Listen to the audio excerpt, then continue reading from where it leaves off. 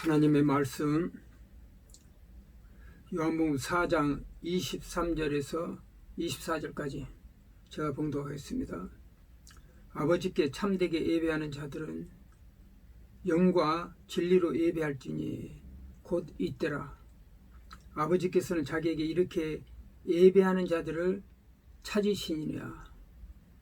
하나님은 영이시니 예배하는 자는 영과 진리로 예배할지니라. 그랬습니다.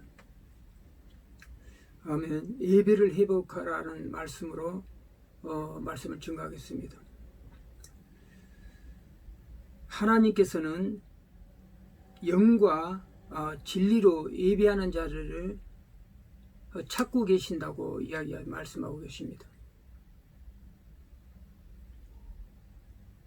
이 말씀 속에는 영과 진리로 참되게 예배하는 자들이 적다는 전제가 깔려 있습니다.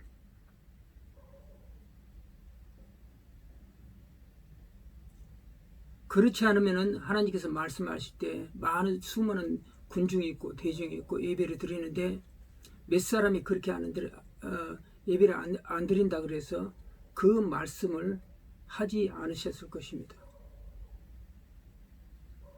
이건 영과 진리로 막상 예배하는 자들이 아주 극소수한 것을 전제해서 깔려 있는 말씀인 것입니다. 그래서 지금 시대는 코로나로 인해서 예배가 제약을 당하고 여러 가지로 있기 때문에 예배가 얼마나 소중하고 귀한지 알 수가 있습니다.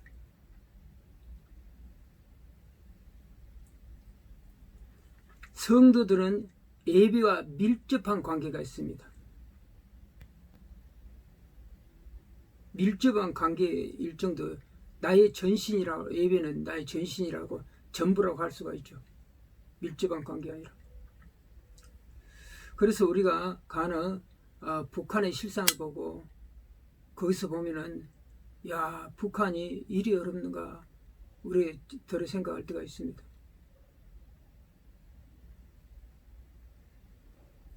그건 예배가 없는 것에 진짜 예배가 얼마나 중요한 것인지 깨닫게 된다는 것입니다.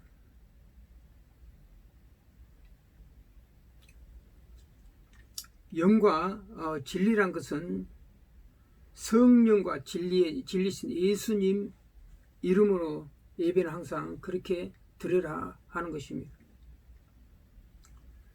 그러므로 영이신 하나님께는 영적인 예배를 드려라 하는 것입니다. 영적인 예배로 육적인 예배라고 인간의 이성을 만족해 하는 예배를 드리지 말고 하나님의 진정으로 영과 진리로 예배를 드려라 하는 것입니다.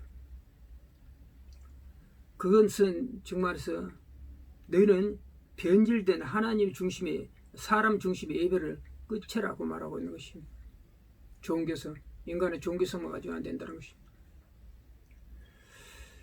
이 시대에 나타난 현상이 여러 가지 많지만 여러분 다 아시지만은 우한 바이러스로 통제를 많이 받고 있고 또한 예배가 제약을 지금 받고 있습니다. 예배가 살아야지 성도들이 삽니다. 그리고 이 시대에 엉뚱하게도 좌파 목사들이 나타났어요. 공산주의, 사회주의를 신봉하는 그런 목사들이 지금 나타나고 그런 목사들을 이야기하는 사람이 많다는 것입니다. 카톨릭 신부에서도 마찬가지예요. 카톨릭도 마찬가지예요.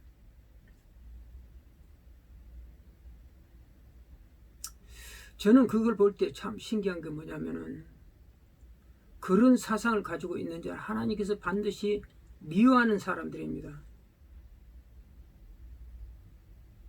그런데 왜 그렇게 있으면서 교회에 있으면서 성당에 있으면 그런 짓을 합니까? 그 사람은 아직까지 구원 못 받은 사람이죠. 성령과 거듭나고 성령 못 받은 사람이에요. 내 안에 성령께서 있으면은 그런 것으로 끌고 가지 않습니다. 그리고 그런 잘못된 길로 갔다 오면 바로 회개가 나와야 되는 회개가 안 나온 건 뭐예요? 양심에 이미 화인 맞았다는 화인. 양심에 악인이라고 도장이 딱 찍혔다는 것입니다. 그러한 일을 할 때 한두 번으로 해줍니까? 그렇지 않다는 것입니다. 그래서 하나님은 인간의 이성을 만족해 하는 예배를 받지 않습니다. 그러니까 변질된 사람 중심의 예배는 받지 않으신다 하는 걸 우리 알아야 되는 것입니다. 이 시대에 또한 알곡과 가라지가 드러났습니다. 앞으로 더 가면 더 심하게 되겠죠. 그런데 거기까지 나왔습니다. 그래서 코로나를 지나면서 나타난 현상 하나는 우리나라 최대 이단 종파 하나가 심각한 타격을 입었어요. 이 나라에 이런 어려운 여러 상황을 주신 거 뭐냐면 우리나라 성도들이 회개하라는 것입니다. 목사들과 성도들이 회개하라는 것입니다. 회개라는 뜻은 뭐냐면 깨끗이 해서 쓰시려고 합니다. 앞으로 장차 나타날 우리나라 큰 부흥과 세계를 하는 선교 열망에서 그런 사람들이 여기에 속한 사람은 거기에 참여 못할 수가 있습니다. 그래서 하나님은 이 나라 백성이 지금 하라는 것입니다. 그러므로 기도하고 구하는 거 받는 줄입니다. 그대로 되리라 하나님께서 말씀하신 것입니다. 기도하고 구하는 거 받는 줄이다. 그대로 되리라. 이 나라는 지금 극렬한 영적 전쟁이 벌어졌습니다. 극렬한 전쟁이 벌어졌습니다. 좌파 우파 나눠서 이게 하는 건 뭡니까? 미리 알려주신 것은 하나님의 뜻이 계신다는 것입니다. 기도회란 것입니다.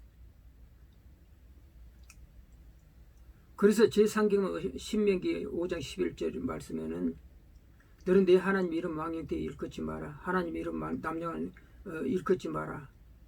이것은 일컫지 마라. 이런 자들은 죄가 없다고 하지 아니하리라 말씀하셨어요. 이런 자들은 하나님 이름을 남용하고 하나님의 거룩성을 침해하면서 그분을 모독하는 것입니다. 입술에 파수꾼을 세우라는 것입니다. 하나님의 신성을 모독하지 마. 입술에 파수꾼을 세우는 것입니다.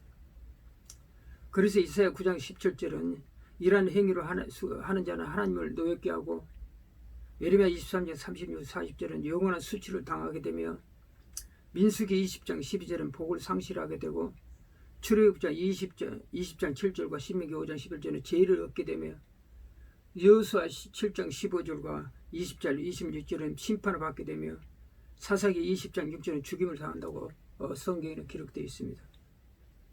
세상 사람들은 하나님이 안 계시다는 생각으로 그릇된 일을 합니다. 당연한 것입니다. 얘들은.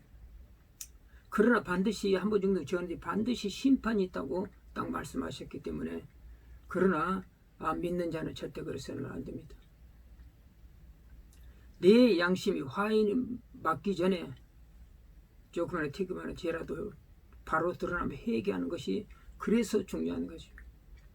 성령과 교제와 성령의 감동을 밀접하게 해서 항상 하나님께 영광 돌리고 감사하게 하고 내 죄를 이렇게 생각나게 하면 회개하는 것이 무엇보다 중요하다는 것입니다. 그러므로 우리는 첫째는 제일 먼저 예배를 회복하라는 것입니다. 예배로 회개 성도가 삽니다. 그리고 둘째는 예배를 영과 진리로 드리라 하는 것입니다. 셋째는 내 입술에 파수꾼을 세우라는 것입니다. 그리고 또한 너는 너 하나님 이름을 망령되이 일컫지 마라. 부르지 마라. 이용하지 마라는 것입니다. 오늘 말씀을 기억하면서 간절히 주 3절로 기도하겠습니다.